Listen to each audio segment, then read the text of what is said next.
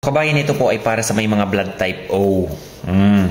Pakinggan mo to ng maayos, Kabs, ha? Tingnan mo kung tama ito sinasabi ng nabinasa ko sa isang pag-aaral at sa mga sinasabi din ng aming OBGYN.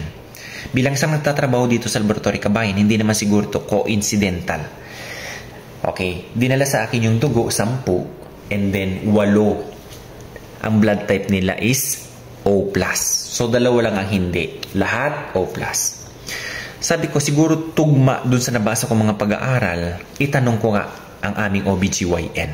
For curiosity sake, alam ko naman kung ano isasagot na niya, pero gusto kong marinig mismo sa kanya. Tinanong ko siya, Dok, bakit palagian ka nagre-request ng blood type sa mga pasyente mo? Lahat ba ito buntis? Although, alam naman natin, kabayan, pag tayo buntis, primarily nire-request po sa atin ang blood type, hindi po ba? In preparation sa ating delivery. Pag nanganak tayo, kailangan alam mo blood type mo. Okay? Baka mangailangan ka ng dugo, at least alam na. Ang sabi ng doktor sa akin, hindi nard, hindi lahat ng nirequest ko ng blood type ay buntis. Marami dyan ang nagkakaroon ng bleeding na nirereklamo. So nagkaroon na ako ng hint. Sabi ko, totoo. Sa isip-isip ko lang ha, totoo pala yung mga nababasa ko. Sabi ko naman, pangalawang tanong, sabi ko, Dok, bakit? May kinalaman ba ang blood type? Kung bakit ka nagre-request? Kung bakit sila nagbi-bleed? Sabi niya, oo, malaki ang natutulong niyan, Nard. Okay. Dito na nga pumapasok, kabayan, yung gusto kong sabihin sa inyo. Base sa nabasa kong mga literature na pag-aaral, ito ang sabi. Sa mga individual po dito na merong blood type O, kayo ay may mababang level ng von Willebrand factor at factor 8. Ano yan, sir? Okay, gawin nating simple para mas maintindihan ng karamihan sa layman's. Ito ay isang glycoprotein, kabayan, na nasa dugo natin. Na ang ginagawa, for example, may injury ka, may sugat ka, may nagbi-bleed sa'yo. Ito, nasugat. Iyang dugo na yan, kailangan hindi tuloy-tuloy ang pag-agos o paglabas. So, ang ginagawa, itong factor 8 at yung von Willebrand factor, tinutulungan yung platelet natin para mas tumibay, para mas magdikit-dikit. Yan ang nagiging plug para hindi tuloy-tuloy ang pag-bleed. Yun ang pinaka-simpleng explanation dyan. Ngayon, kung ikaw ay may blood type O, mababa sa inyo. So, tendency, mas mabilis yung pag-bleed at mas matagal yung pagsara. Hindi ba? As compared sa AB at AB. Dahil kami na A, ako A kasi ako Kabs 22 to 35% mas mataas ang von Willebrand factor namin at factor 8. Okay? Kaya, kayong mga blood type O, mas mataas kasi ang clearance rate nyo dito sa von Willebrand factor at factor 8. Isa na rason yan, Kabs. Hindi kagaya sa amin na hindi ganun na kailangan ganito ang ma-reach ng aming factor na yan. Kasi, tingnan nyo, Kabs, lahat po, baka ikaw, ma'am, ha, magtataka ka, ikaw blood type O. Bakit kaya may pantal ako dito sa bandang to? Bakit kaya may pantal ako dito sa bandang to? Di naman ako tumambling kagabi. Kabs, kung ikaw may blood type O, sabi ni doktora, pag may pa isa-isa, okay, normal lang. Pero kapag yung marami ng pasa yan, pwede na yung coagulation mo, ipatest mo na. Okay. Kasi, Kabs, kung ikaw may blood type O, prone ka sa, kung mababa yan, yung glycoprotein mo na yan na 2, bleeding disorder. Prone ka sa pagkakaroon ng ulcer.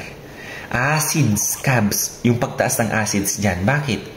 Base sa pag-aaral, Kabs, sasabi dyan, ang mga blood type O, sila ang may mataas ang chance sa pagkakaroon or yung pag-excrete ng mga digestive enzymes. Kayo ang may chance sa pagkakaroon din ng thyroid problem. Sige nga, comment down below ka, Kabs, kung totoo.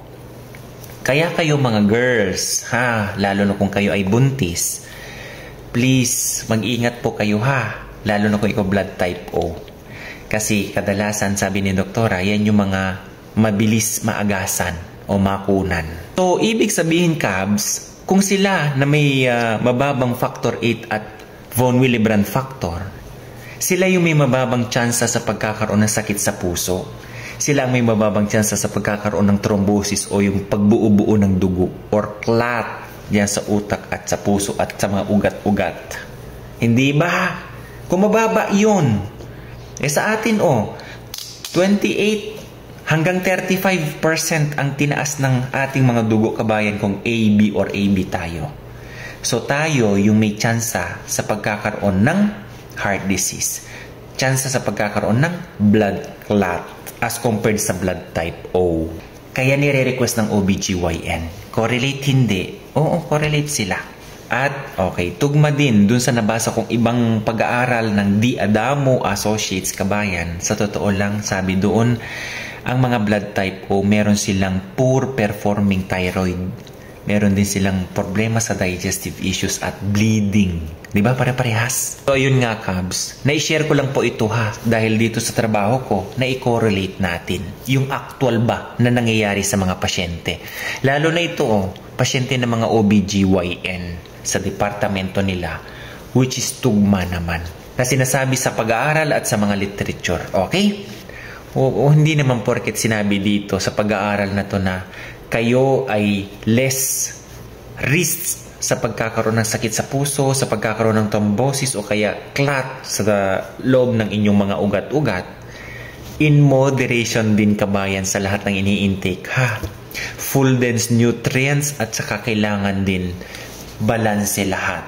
Okay, hindi naman ibig sabihin na porket kayo mataas ang production yung digestive, mas maganda kumain ng ganito, ganyan, hindi. Kailangan balanse din lahat, Cubs. Okay? So, nice to know lang ito, Cubs, ha? Baka kung ikaw magtataka ka. Totoo po yan, kabayan. Oo. Lalo na sa mga blood type O, bleeder po talaga kayo. Lalo na sa mga kababaihan dito, lalo na kung kayo buntis, ingat po kayo, ha? Kasi sabi ni doktora, prone kayo sa pag-agas o yung pagkunan kung kayo ay buntis. Okay? So God bless everyone. Alagaan nyo pa yung kalusugan nyo ha. Bye-bye.